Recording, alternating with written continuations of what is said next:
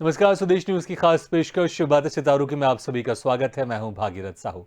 बातें सितारों की में आज हम रूबरू होंगे फैशन डिजाइनर सादिक रजा से। सादिक रजा ने लखनऊ, दिल्ली और मुंबई से फैशन डिजाइनर की पढ़ाई की। इसके बाद दुबई फैशन स्कूल से फैशन में प्रोफेशनल कोर्स किया। सादिक रजा लेबनान के जुहैर मुराद और इंडिया के मशहूर फैशन डिजाइनर सब्यसाची इनके फेवरेट फैशन डिजाइनर है और इनसे प्रेरित भी हैं। सादिक रजा ने लखनऊ से फैशन वर्ल्ड में कदम रखा, फिर Delhi fashion week, Mumbai fashion week, Dubai fashion week, Kuwait fashion week, London fashion week और टर्की फैशन वीक में भी अपने डिजाइन्स को पेश किया है। तो वहीं सादिक रजा अभी New York, London, Kuwait, Dubai, Saudi Arab, Pakistan के फैशन फील्ड में काम कर रहे हैं। सादिक रजा ने फिल्म लैला मजनू में फैशन डिजाइनर का काम किया है और बहुत जल्द फिल्म रजिया सुल्तान भी पर्दे में आ रही है, जिसके फैशन डिजाइनर भी सादिक रजा है। तो आज हम इनसे रूबरू होंगे और जानेंगे इनके फैशन डिजाइनिंग के सफर के बारे में।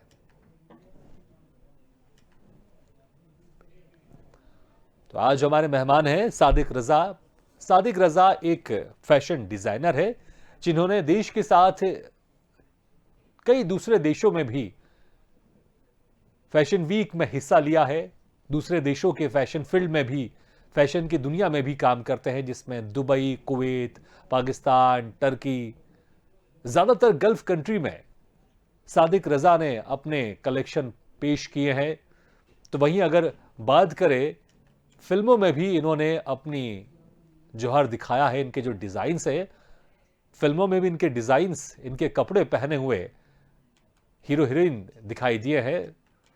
फिल्म लैला मजनू में सादिक रजा ने एज ए फैशन डिजाइनर काम किया है। तो बहुत जल्द इनकी फिल्म रजिया सुल्तान आने वाली है, जिसमें फैशन डिजाइनर भी हैं सादिक रजा। तो आज जब हम से इनकी मुलाकात होगी, जब ये हमारे साथ जुड़ेंगे, तो हम जानेंगे इनका सफर कैसे था, कैसे इनकी शुरुआत हुई, कैसे इन्होंने फैशन की दुनिया में अपना एक मुकाम हासिल किया। और बहुत सारे जो दर्शक देख रहे हैं उनके भी सवाल होंगे कुछ फैशन से रिलेटेड। हम वो भी कोशिश करेंगे कि ज़्यादा से ज़्यादा जो दर्शक के जहन में सवाल हैं, उन सवालों को भी हम सादिक रजा से पूछें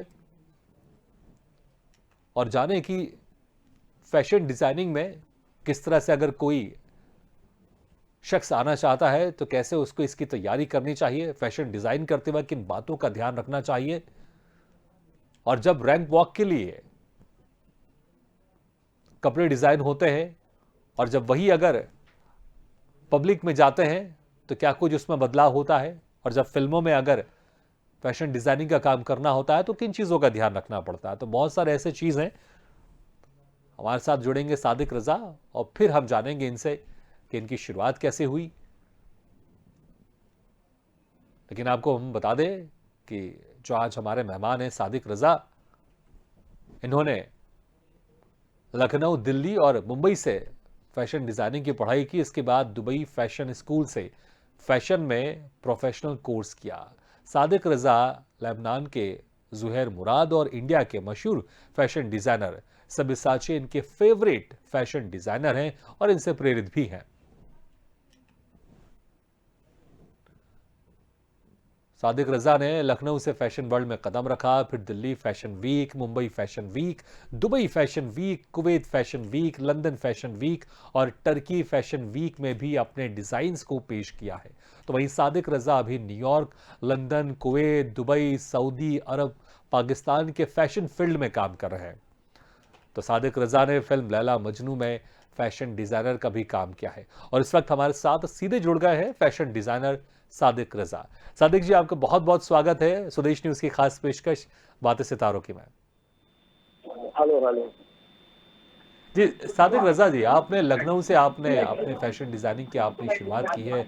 आपने दिल्ली, मुंबई, दुबई में आपने इसकी पढ़ाई भी की है। लेकिन वो वक्त हम जानना चाहेंगे, वो कब था? स्कूल में थे आप, कॉलेज में थे, कि कब आपको लगा कि मुझे इस फैशन डिजाइनिंग की फील्ड में जाना चाहिए, मुझे भी फैशन डिजाइनर बनना चाहिए, और क्या वजह थी कि आप इस फील्ड में आए आप? एक्चुअली ऐसा मेरा तो बचपन से ही एम था कि मैं फैशन डिजाइनर बनूं और मैं बॉर्न हुआ था पूरा क्रिएटिविटी को लेके।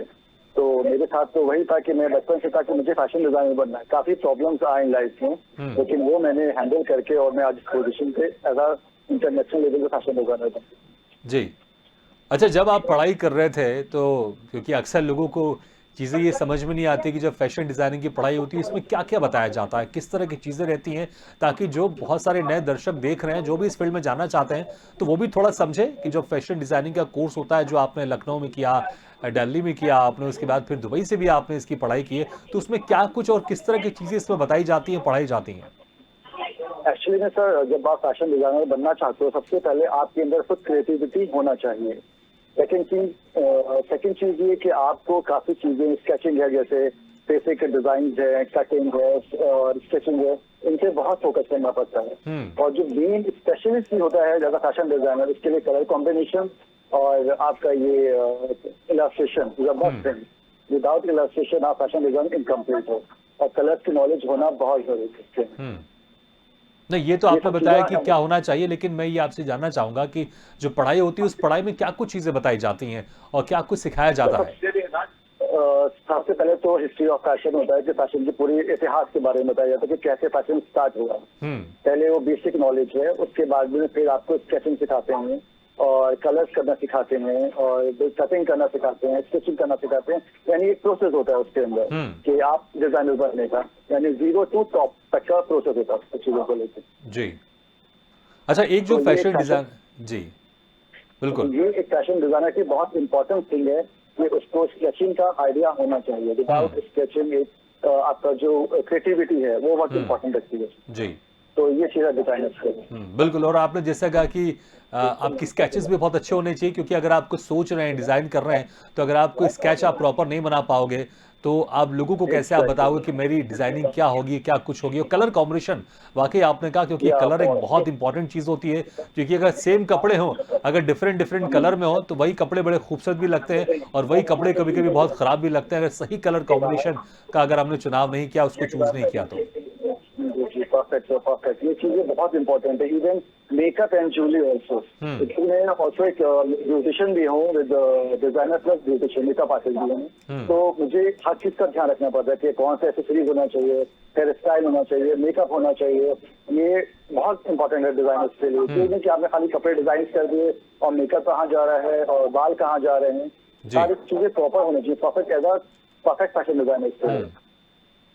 अच्छा, तो लखनऊ से तो आपने पढ़ाई की फैशन डिजाइनिंग की, मुंबई से भी आपने पढ़ाई की, आपने दिल्ली से भी आपने पढ़ा, उसके बाद भी फिर आप दुबई जाके आपने वहां से प्रोफेशनल कोर्स किया। तो दुबई में क्या कुछ अलग हटके था कि इतने सारी जगह पढ़ने के बाद आपने सोचा कि दुबई से भी मुझे प्रोफेशनल कोर्स करना चाहिए?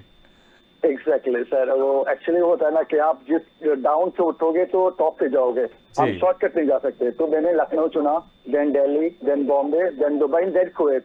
और मैं आप की जो प्रेजेंट में आप लखनऊ से बैठ के मैं न्यूयॉर्क, अमेरिका, दुबई और ये अपना न्यूयॉर्क के लिए सब ड्रेसेस डिजाइन कर रहा हूँ मैं अभी। तो ये चीजें बहुत इंपॉर्टेंट है, मतलब कि आप 0 से स्टार्ट करो, देन गो टू टॉप।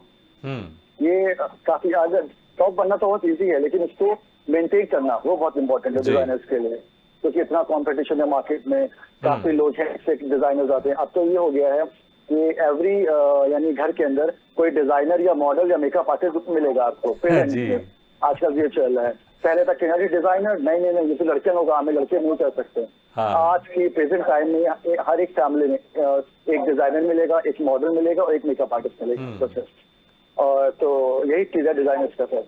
अच्छा, आपने अपनी जिक्र किया कि पहले ऐसा सोचते थे कि नहीं ये इस तरह का काम लड़कियों का काम है, तो जब आपने इसकी पढ़ाई शुरू की, जब आप इस फील्ड में जाना चाहते थे, तो आपके घर वालों का क्या रिएक्शन था? नहीं, मेरी फैमिली ने हमेशा सपोर्ट करा सर। मेरी फैमिली ने बहुत सपोर्ट किया हमको चीजों को लेकर। लेकिन हाँ, जो जिस माहौल में रहते हैं हम लोग, इंडिया के तो लखनऊ है जगह पे, तो कि अरे लड़का फैशन डिजाइनिंग, नहीं ये तो बहुत खराब है, ये तो लड़कियां ही करती हैं, लड़के नहीं करते। और तुम लड़का हो के तुम जिम ज्वाइन करो, ये तुम फैशन फील्ड में कहाँ जो कैची उठा रहे हो, सिलाई कर रहे हो, मशीन चला रहे हो, ये क्या है। तो काफी चीजें आई स्टार्टिंग में, लेकिन अब का प्रेजेंट टाइम में वही चीजें अब एक्सेसिबल हो गई हैं। आप इसको बोलते हैं फैशन डिजाइनर, ओह वाह हो गया फैशन डिजाइनर, तो बहुत लोग आपके फैन बन जाते हैं। फिर काफी चीजें क्लोज हो जाती हैं, चीजें इजी हो जाती है हम लोगों के लिए। और एक टाइम पे था कि अरे फैशन डिजाइनर नहीं, ये तो लड़कियों का काम है, लड़के कैसे कर सकते हैं। तो अभी काफी मेंटेलिटी डिफरेंट हो गई लोगों की चीजें। अब तो बिल्कुल। हर इंसान फैशन डिजाइनर या मॉडल या मेकअप आर्टिस्ट बनना चाहता है। बिल्कुल, आपने इसका आजकल जिक्र चीजें जरूर किया, लेकिन मैं इसमें ये भी एक ऐड करना चाहूंगा। ये जरूर बातें जरूर होती हैं, लेकिन अगर हम आसपास गौर फरमाएंगे, हम आसपास देखेंगे, तो कोई वहां का एक टेलर होगा जो कि पुरुष होगा और बहुत ही अच्छा टेलरिंग का काम करता होगा, और महिलाओं के कपड़े भी बहुत जबरदस्त सीता होगा वो। और जैसे कि खाने की भी बात सर, करते हैं, खाना बनाने को लेकर के महिलाओं का काम है, लेकिन हम देख लें बड़े बड़े जो शेफ हैं उनके नाम भी पुरुषों में गिने जाते हैं। ऐसे बड़े बड़े जो फैशन डिजाइनर है उनके नामों भी जो है वो पुरुषों में गिने जाते हैं। महिला भी इस क्षेत्र में बहुत ज्यादा अच्छा काम कर रही है, लेकिन पुरुष भी इस क्षेत्र में बिल्कुल भी किसी तरह से पीछे नहीं है, बहुत जबरदस्त काम कर रहे हैं वो। जी जी जी। अभी आप बॉलीवुड में एंट्री करो या हॉलीवुड में, तो जितने भी वहाँ पे मेकअप मेकअप मैन सुना है, मेकअप वुमेन में सुना है, मेकअप मैन होते हैं जो एक्ट्रेस के मेकअप करते हैं, सारे मेल हैं मेकअप के। और हेयर स्टाइल भी सारे मेल हैं आजकल जो फेमस जी। हैं। जावेद हबीब हो गए हैं अपने मेकअप आर्टिस्ट, हेयर स्टाइलिस्ट, और भी बड़े बड़े हैं यहाँ पे इंडिया में जो जी। मेन्स हैं और जो कर रहे हैं अभी चीजों को लेके। जी। तो अब ये है कि अब मेल भी मतलब फीमेल के कंधे से कंधा मिला के चल रहा है। Definitely। पहले होता था, पहले वुमेन चलती थी मेल का कंधा मिला के, लेकिन अब उल्टा हो गया, मेल है फीमेल प्रोसेस में आ गए हैं सेम जी, प्रोसेस। बिल्कुल बिल्कुल बिल्कुल। देखिए, जो परंपरागत फील्ड है, अगर उस फील्ड में अगर कोई ऐसी फील्ड है जो पुरुषों की फील्ड मानी जाती है, उसमें अगर फीमेल जाती है तो वाकई फिर वो इनके लिए एक चुनौती होती है कि कंधा से कंधा मिलाकर काम करना है। तो वैसे कुछ ऐसी फील्ड रहती है जिनको ऐसा माना जाता है कि ये महिलाओं की फील्ड है, तो वहां पर पुरुषों का एक बहुत स्ट्रगल डिफरेंट तरह से करना पड़ता है, और फिर कंधे से कंधा मिलाकर उनको वहां से चलना पड़ता है, इसमें कोई शक नहीं है। अच्छा, जब आपने इसकी पढ़ाई की तो हमेशा जो एक भी फैशन डिजाइनर बनना चाहता है उसकी ख्वाहिश रहती कि वो खुद के अपने कलेक्शन लेके मार्केट में आए और खुद अपना एक रैम्प शो करे, अपने कलेक्शन पेश करे, और जो बड़े बड़े जो फैशन वीक होते हैं उसमें अपना कलेक्शन पेश करे। तो जो सबसे पहला जो था जहां पर आपने अपने कलेक्शन आपने लोगों के सामने उतारे, वो कहाँ था, कैसे था? और क्योंकि उसमें बहुत सारी तैयारी करनी पड़ती है, आपके पास पैसे होने चाहिए कि आप अपने कलेक्शन बना सकें, फिर आपके पास मॉडल्स होने चाहिए, फिर आप प्रॉपर तरह से एक स्टेज रखें, चीज़ों को करें, तो अच्छा खासा उसमें आपको एक इंतजाम करना पड़ता है। तो जो सबसे पहला जो कलेक्शन था जो आपने पब्लिक के सामने पेश किया या इन्वाइटेड गेस्ट के सामने पेश किया, वो कौन सा था, क्या था, और उसके लिए क्या कुछ मेहनत करनी पड़ी, किस तरह का स्ट्रगल करना पड़ा आपको? सर आप एक बात बोलेंगे, आप ट्रस्ट करोगे मेरी बात पे? जी बिल्कुल, डेफिनेटली, आप बोलिए। दुबई फैशन वीक था मेरा, दुबई में मैंने सीधा काम किया। क्या बात है। तो 2005 में मेरा पहला शो था Great। दुबई में। सारे टूनिस, अरबिक और फ्रांस के मॉडल थे, और वो मेरा फर्स्ट शो था, लेकिन फर्स्ट शो ही मेरा सुपर हिट था सर। क्या बात है। और उसके लिए मैंने सबसे पहले करा था कि एक फॉर्म आता है, फॉर्म फिल करते हैं, उसके बाद में वो लोग क्या बोलते हैं कि आपका कलेक्शन क्या है, क्या थीम है। हाँ। तो मैं उस थीम के अकॉर्डिंग मैं वो कलेक्शन बनाता हूँ और मैं उनको दिखाता हूँ स्केच बना के। स्केच हाँ। बनता है, जब स्केच बनेगा तो मैं टीम को भेजूंगा कि ये स्केच है, ये थीम है। देन ये प्रूफ कि हाँ ठीक है, सेलेक्ट होता है। देन वो आपको मॉडल देते हैं कि आपके ड्रेस के अकॉर्डिंग मॉडल कैसे होना चाहिए। तो फिर वो मॉडल सुनते हैं आपको, जैसे आपका 6 उतारना है मॉडल, 15 उतारना है, 20 उतारना है, तो उसको बनते हैं आपको। अगर आप 20 उतारना है तो आपको 20 गारमेंट देना है जी। और अगर आपको 6 है तो 6 गारमेंट देना है। मेल है कि फीमेल है पूछते हैं, तो ऐसे मैं तो हमेशा हाफ आप ले 10 मेल एंड 10 फीमेल, मैंने 20 जैसे मॉडल्स मेरे। और जब वो सिलेक्ट होते हैं तो उनको फिटिंग होती है, उनके किस कलर कैसा है, टेक्सचर, उनके हिसाब से कलर उनको ड्रेस दिए जाते हैं, उनका मेकअप होता है, हेयर स्टाइल होता है। देन ये प्रोसेस खत्म होता है, लास्ट उनका शूट होता है, फोटो शूट। फोटो शूट खत्म होने के बाद उनका एक प्रोफाइल बनती है। देन हमारे शो से पहले सारे मॉडल्स को बुला के उनकी वॉक होती है, उनको रैंप पे बुला के वॉक कराते हैं हम लोग। हाँ ओके, कुछ प्रॉब्लम है, फिटिंग सही करते हैं। देन लास्ट रैंप पे वो है, ये होता है, यानी स्टेप टू स्टेप काम होता है हम लोगों का। Sketching to start to last show तक, जब तक शो खत्म होता है। पहले स्केचिंग होगी, फिर कटिंग होगी, स्केचिंग होगी, एम्ब्रॉयडरी होगी, फिर makeup, hair, dress, ramp show, then finish. This is first is my Dubai show, second is my Syria, second show is my Syria, then New York Fashion Week, third, and fourth is my London Fashion Week, and now as I'm in India too much doing the fashion shows. मेरा कल ही था मॉन्ट्रोज MRWF का show था बॉम्बे में, जो कि काफी success रहा, काफी गोल्ड का शो था, 12-13।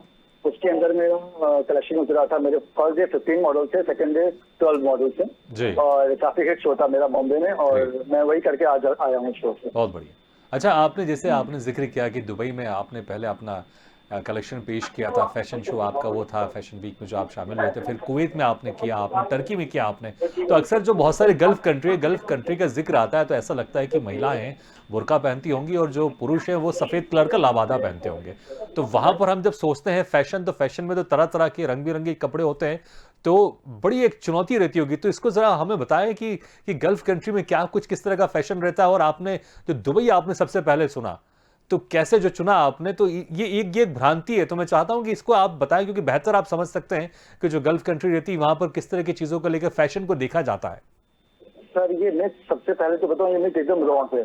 मैंने 20 इयर्स इन अब्रॉड, 20 इयर्स मुझे कंप्लीट हो गया, 21 22 इयर्स। ये मिथ एकदम गलत है कि वहाँ पे लोग बुरखा या व्हाइट कलर का वो पहनते हैं, एक लाबादा रहता है, हाँ। दाशा, लाबादा नहीं, दाशा का नाम है, अच्छा जी, का दाशा, हाँ। तो वो पहनते हैं, गलत है। वहाँ के जो वुमेन्स हैं, जो हॉलीवुड के गाउन होते हैं, ट्रांसपेरेंट गाउन, उस टाइप के गाउन पहनते हैं वहाँ। Hollywood gown, I repeat it, Hollywood gown is all transparent, and the men's wearing the shorts and t-shirt or jacket. This is a labada, you call labada, is called dasha. दाशा उन लोगों को अभी कोई festival है कि ईद पे पहनेंगे या किसी की शादी होगी तो पहनेंगे, वरना जो नॉर्मल डेज में they are wearing the jeans, short and T shirt and sleeveless, backless, each and everything. क्या बात। और जो वुमेन्स का रहता है अबाया का, तो वो कुछ का है, आपके है, वो आप पहनो तो किडिंग पहनो, कोई प्रॉब्लम नहीं है।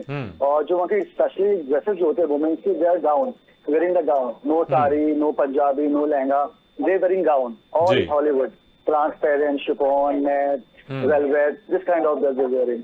इवन मैं तो ये देखता हूँ कि सर इंडिया से ज्यादा कुवैत, दुबई, अमेरिका में फैशन। क्या बात। यहाँ पे इंडिया में तो लोग का है कि हर ड्रेस में लेनी होती है कि अस्तर लगाओ, स्लीव पूरी होना चाहिए, ब्लैकलेस नहीं होना चाहिए जी। वहाँ का अपोजिट है, वहाँ पे बैकलेस हो, स्लीवलेस हो, शॉर्ट्स हो, they are more like this kind of dress. बिल्कुल, आपने गल्फ कंट्री की एक अलग ही तस्वीर आपने पेश की, और आप बिल्कुल ये तस्वीर आप बिल्कुल सही पेश कर रहे हैं, क्योंकि आप वहाँ पर रहे हैं, आप वहाँ के लिए, आप लोगों के लिए काम कर रहे हैं, और फैशन वीक में आप काम कर रहे हैं, फैशन फील्ड में आप काम कर रहे हैं। बिल्कुल एक डिफरेंट तस्वीर बताइए जो अक्सर लोगों के जहन में नहीं आती है, और वाकई बहुत अच्छी आपने एक तस्वीर बताई है। अच्छा, आपने, मैं बात करूं कि आपने जो मॉडलिंग शोज होते हैं, फैशन शोज होते हैं, आपने कलेक्शन पेश तो किए, लेकिन फिल्मों के लिए भी आपने फैशन डिजाइनिंग का काम आपने किया है। जो लैला मजनू है वो आपकी फिल्म थी, इसमें आपने एज ए फैशन डिजाइनिंग का काम किया। तो फिल्मों में क्या कुछ ध्यान रखना पड़ता है और कैसा एक्सपीरियंस था, ये जरा बताएं, क्योंकि जो कलेक्शंस होते हैं वो तो आपके मन माफिक होते हैं, आपको लगता है कि ये फैशन है और इसका मुझे कुछ करना चाहिए, आप अपने हिसाब से कर सकते हैं। लेकिन जब फिल्मों में करते हैं, मुझे लगता है उसमें तो डायरेक्टर होगा, प्रोड्यूसर आपको चीजें बताता होगा, और एक आपको एक देता होगा कि ये पॉइंट है, इसी के हिसाब से आपको कपड़े डिजाइन करना है। तो मैं चाहूंगा कि इसको लेके थोड़ा आप अपना एक्सपीरियंस शेयर कीजिए, जब आप फिल्मों में आप उनके कलाकारों के लिए आप फैशन डिजाइन का काम करते हैं। सर फर्स्ट ऑफ ऑल जब हम डिजाइनिंग स्टार्ट करते हैं, मतलब मूवी जब हम लोग स्टडी शुरू करते हैं डिजाइनर, सबसे पहले हम लोगों को हिस्ट्री ऑफ फैशन पढ़ाया जाता है, फैशन की पूरी हिस्ट्री, ये फैशन कहाँ से है।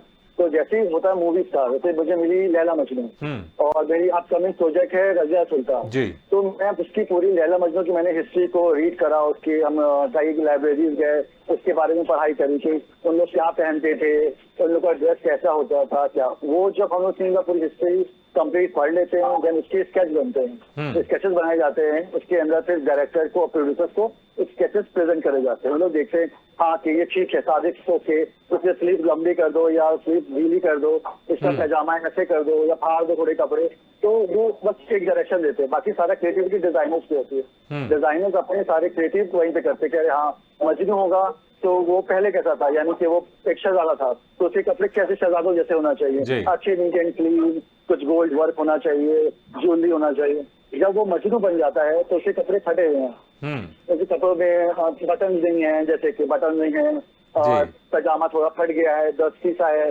बाल उजड़े हुए हैं उससे, तो उसके हिसाब से करना पड़ता है, कैरेक्टर के हिसाब से मुझे स्केच देन डिजाइन है। अच्छा, उसमें कभी ऐसा हुआ कि कुछ कपड़े आपने बनाए हो और उसमें डायरेक्टर प्रोड्यूसर के लेके साथ कुछ गहमा गहमी हुई है, आपने कहा नहीं नहीं ये जो मैंने बनाया बड़े अच्छे हैं और इसको लेके आपको जाना चाहिए, ऐसा कभी कुछ हॉट टॉक्स? तो हवाइयात लैला मजनू का सीक्वेंस है कि लैला मजनू के मैंने डिजाइन किए थे, तो मेरे बहुत परफेक्ट डिजाइन थे और उसमें मैंने बटन लगा दिए थे, बटन नॉर्मल बटन। तो ये प्रोड्यूसर सेट के सादिक सर आपने एक्चुअली नोट करिए, क्या कहेंगे पहले जमाने में बटन नहीं होते थे, तो आप बटन निकालो उसमें से। हमने कहा सर होते थे, कहेंगे नहीं होते थे सर, निकालो। तो मैंने कहा ओके, फिर मैं इसको वापस से हिस्ट्री रिपीट करी उसकी। तो उसमें सच बटन नहीं होते थे, वो नॉट बांधते थे कपड़े की डोरी या कोई रस्सी से, वो पूरा ब्लॉक्स बंद करते थे। हाँ। तो उसको लेकर थोड़ा हुआ था, लेकिन देन के वो सब इशू भी था। लेकिन हाँ, एक चीज थी कि हाँ, बटन्स नहीं होते थे पहले। हाँ। पहले वो जो ड्रेस थे जो धागों से स्टिच करे जाते थे नॉर्मली, ऐसे सब चीजें। जी तो वो सारा सिचुएशन थी बस, और ऐसा कुछ नहीं हुआ। और बस एक साथ बजनों का एक ड्रेस था जिसके अंदर उसकी शलवार नीचे से फटती थी और मैंने फाड़ी नहीं थी। अरे इसका एक्सपेंसिव फैब्रिक है, मैं फाड़ दूंगा तो खराब हो जाएगा। तो ऑन द सेट डायरेक्टर ने बोला यहीं पे फाड़ोगे आप, तो मैंने ऑन द सेट पहना के वहीं कपड़े फाड़ दिए। तो लोग फाड़ दो सारे कपड़े, खत्म करो इसका किस्सा। तो ऐसा कभी कभी हो जाता है चीजें। और अभी मेरा अपकमिंग प्रोजेक्ट है सर, रजिया सुल्तान। हाँ। उसको मैं कर रहा हूँ एज स्केचेस। और अभी नेटफ्लिक्स का मैंने एक सॉन्ग किया है, तसव्वुर, दिस माय तसव्वुर सॉन्ग है, बहुत ही अच्छा। मैंने अभी उसको मैंने पूरा थीम दिया लखनऊ की, नवाब और तवायफ का सीक्वेंस लेकर मैंने बनाई है, लाइक पाकीज़ा एंड ये अपना उमराव जान टाइम दिस सॉन्ग। हाँ। मैंने अभी नया डायरेक्ट किया जिसमें it's my all just age and makeup all my just thing. जी लोगों ने काफी अप्रिशिएट करा इसको, मेरे सॉन्ग को, और बहुत अच्छा है। तसव्वुर इसका नेम इज। अच्छा सादिक, हमने अक्सर देखा है बहुत सारे फैशन वीक में कुछ मॉडल्स इस तरह के कपड़े पहनते हैं, समझ में नहीं आता है कि ये कपड़े तो आम जिंदगी में पहन सकती नहीं है। कोई कागज के कपड़े पहन रहा है, तो कोई सब्जी के कपड़े पहन रहा है, कोई फ्रूट्स के कपड़े पहन रहा है। तो ये अक्सर समझ में नहीं आता कि जो कपड़े पहन नहीं सकते, फिर उसको जो मॉडल्स आके वो क्यों उसको पेश करते हैं, क्यों जो फैशन डिजाइनर है उसको इसको तैयार करता है कि जो कपड़े नॉर्मल जिंदगी में पहन नहीं सकते। तो ये सवाल मुझे लगता है मेरे साथ कई दर्शकों के जहन में भी होगा। इसके पीछे की आप मंशा बताएं, आखिर क्यों इस तरह के कपड़े कोई मॉडल्स पहन के आता है कि कागज के हों या फलों के हों या पत्तों के हों, ये तो आम जिंदगी में कोई पहन ही नहीं सकता है। Yes sir, you are right. लेकिन सर कभी कभी ऐसा होता है कि थीम होती है कि हाँ। आपको थीम दी जाती है डिजाइनर्स को कि आपको फ्लावर्स पे डिजाइनिंग करनी है या वेजिटेबल्स पे करनी है या पेपर पे करनी है। तो वो उसको आप कितना क्रिएटिव कर सकते हैं चीजों में। जितना आप क्रिएटिव चीजें करोगे कि हाँ, यह क्रिएटिविटी होती है चीजों को लेकर कि हाँ भाई, आज फूल है, ऐसे गुलाब का फूल है, अब उससे आप क्या बना सकते हो। एक आपको दे दिया था कि आपका एक गुलाब का फूल है, आपको बनाना है, तो फ्लावर से आपको पूरा ड्रेस डिजाइन करना होता है only for as a creativity कि कितनी क्रिएटिविटी आपके अंदर है, वो बस वो चीजों को लेकर होता है सर। और जो आम जिंदगी के ड्रेसेस होते हैं उसके अंदर तो मतलब आप नहीं पहन सकते, वेजिटेबल हो गए या फ्रूट्स हो गए या फ्लावर्स हो गया, तो आप नहीं पहन सकते हो। लेकिन ये है कि ये चीजें डिजाइनर को दी जाती है एज अ कॉम्पिटिटर कि भाई मैंने आपको एक चीज दी है, इसको आप कुछ करके दिखाओ वाला, तो उसके हिसाब से डिजाइन करे जाते हैं। ऐसे है कुछ, और ज्यादा कुछ ऐसा ये नहीं है कि आप आगे किसी ने बना दिया फ्लावर्स के डिजाइन या वेजिटेबल के डिजाइन, तो इसमें क्रिएटिविटी होनी चाहिए कि भाई आप किसी भी चीज डिजाइनर्स क्या है, कोई चीज क्रिएट करना, समथिंग डिफरेंट। तो वो चीज रहता है के। नहीं, तो मैं चाहूंगा इसमें थोड़ा सा आप और क्लियर कीजिए, क्योंकि अक्सर हम ये सोचते हैं कि जो फैशन डिजाइनर होते हैं वो उनकी कोशिश ये रहती है कि जो कपड़े वो लेकर आ रहे हैं, जिस जो कलेक्शन को पेश कर रहे हैं, वो कलेक्शन ऐसा है कि वो मार्केट में जाए, लोग उसको पहने और फैशन में थोड़ी सी तब्दीली आए। क्योंकि कुछ ऐसे फैशन होते हैं जब वो मार्केट में आने शुरू होते हैं फिर हो जाते हैं। जैसे उसमें फॉर एग्जांपल डॉक्टर स्लीव्स की बात करूं, एक जमाना ऐसा था कि डॉक्टर स्लीव्स जब मार्केट में आया तो हर लोगों की पसंद बन गया था, हर लोगों ने उसको पहनना शुरू कर दिया था। तो मुझे लगता है कहीं ना कहीं किसी फैशन डिजाइनर के जहन में वो बात आई होगी, उसके बाद वो चीजें आई होंगी। तो हम तो यही सोचते थे कि कुछ फैशन जो कलेक्शन पेश होते हैं रैम मॉडल में, जो रैम मॉडल्स होते हैं सामने लेकर आते हैं, तो क्या कुछ ऐसे भी आपने जिक्र किया वो सिर्फ वैसे क्रिएटिविटी के लिए करते हैं? तो आखिर क्या इसकी, क्योंकि बहुत सारा खर्चा करना पड़ता है, मॉडल्स को पेमेंट करना है, सब कुछ आपको इंतजाम करना है, तो फिर ये चीजों को कैसे मैनेज करते हैं? सिर्फ क्रिएटिविटी की वजह से? यस, फर्स्ट ऑफ ऑल हर एक डिजाइनर का एक अपना स्टाइल होता है सर। जैसे कि मैं एक डिजाइनर हूँ, मेरा अपना स्टाइल है।